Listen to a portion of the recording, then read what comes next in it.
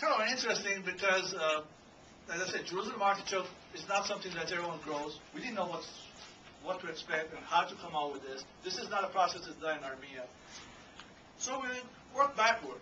We said, what if we promise an investor a 15% return on their money, which is quite a good return.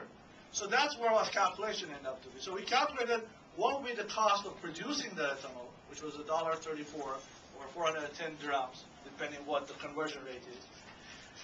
Based on that, if a plant can buy Jerusalem artichoke at $88 or can buy corn for $393, then it can make a profit. It can make that 15% profit. Now, corn, I think it's doable because in 2008 it was about $400 per ton in Armenia, so we're in the ballpark. That's what it is. Armenian farmers have to be a little bit less than imported corn, which shouldn't be a problem because that has transportation costs in it, which Armenian farmer will not have that. Jerusalem artichoke, all indications are that's doable. We don't know because the process of the harvesting is an issue no one really has figured it out yet completely. We are talking with some firms here in the U.S. that they've patented certain procedures, and we're working on them that they say will work.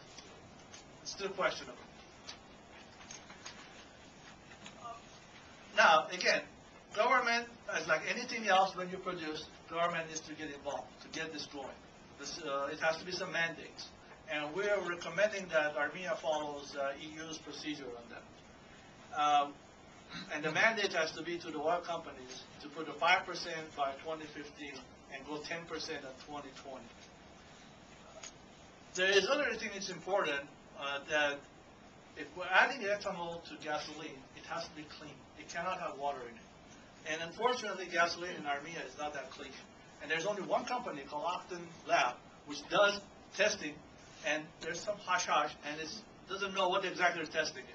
So this is very important because if you mix the ethanol to gasoline, has a water on it, the whole thing will not work. That's very important.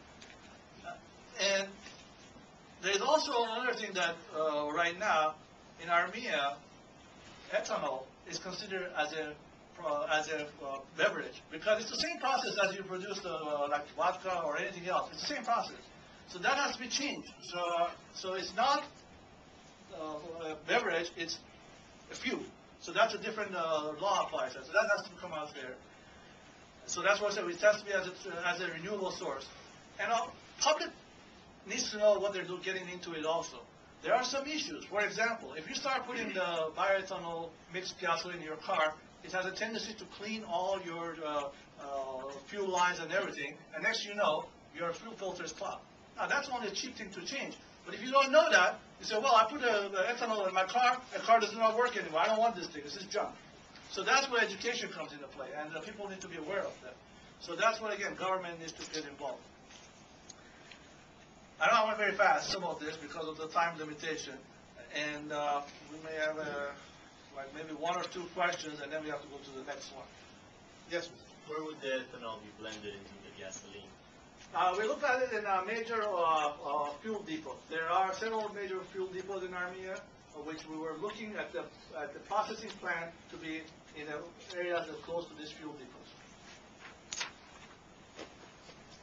Okay, with that, I think we go to our next speaker, which will be the Serge Adamia.